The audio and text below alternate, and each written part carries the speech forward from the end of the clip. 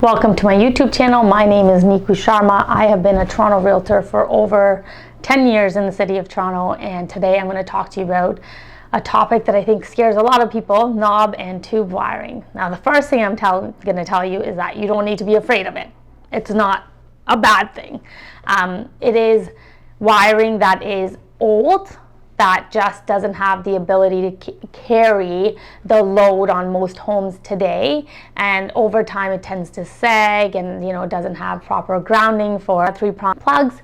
So there are multiple reasons that it's not used and is not good for homes today, but it doesn't mean that it is bad. Generally, with looking at the average age of a home in Toronto, which is over 100 years old, you are going to get some knob and tube wiring unless the home has been extensively renovated and you know for a fact that every piece of knob and tube wiring was taken out. So for example, when we bought our home back in 2019, there had been tons of renovation. However, when we opened up all the walls, there's definitely knob and tube wiring everywhere. Now, active and live knob and tube wiring is still a fire hazard because it can't, it just doesn't function for today's capacity, and around the insulation can be a hazard. It can get warm, it can get really hot.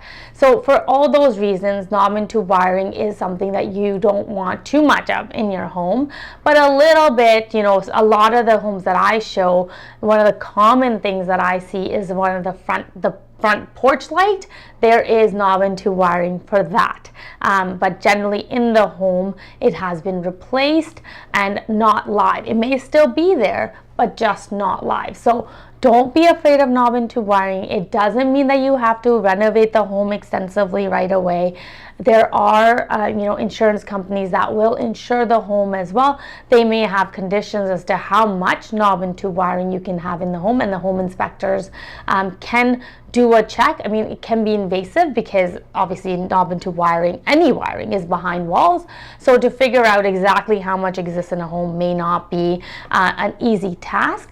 However, if you have a little bit here and there, it's not like your insurance company is going to say, oh, by the way, we're not going to insure your home.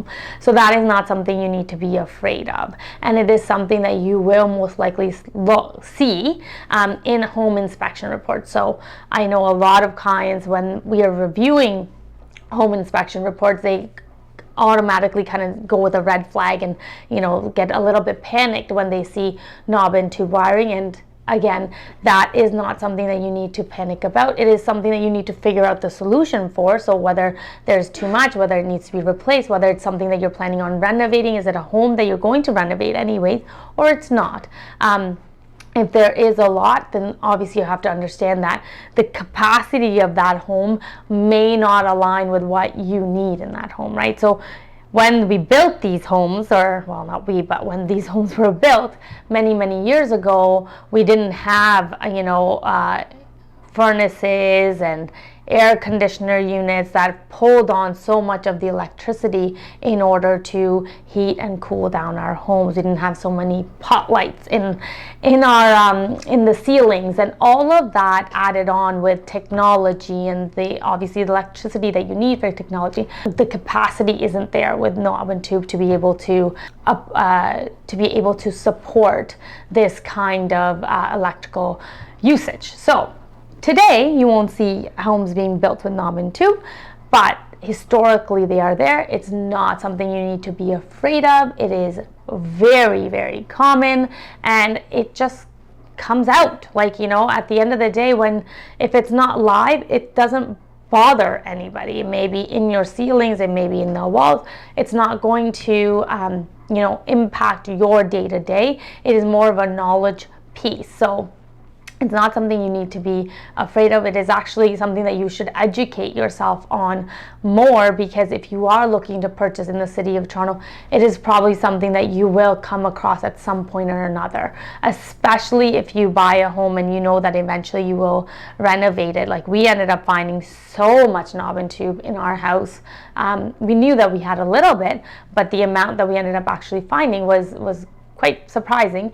However, it wasn't live, so it kind of made for a good story and really great education, because you see how it works. And if you look at knob and tube wiring historically, it actually is an art. It really is. When you see it from the images, and for me seeing it in our home that I've seen, it actually takes a lot of skill to be able to install knob and tube wiring and do it well.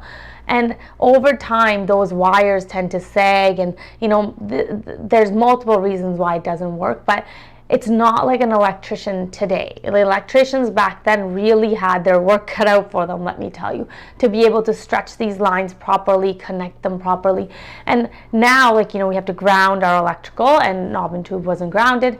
And there's multiple layers that sort of impact the usability of and the functionality of knob and tube. But this is a lot of technicality that I'm getting into, but what you need to know is that it's not something to be scared of. It's not something that you should make a decision not to buy a home on.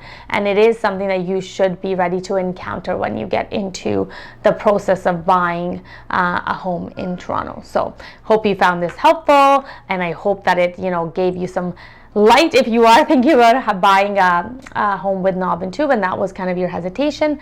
But if you do have more questions and want to talk about knob and tube wiring or anything related to your home search, please don't hesitate to reach out. I'm always happy to chat. If you found this helpful, please subscribe to my channel and come back for more information.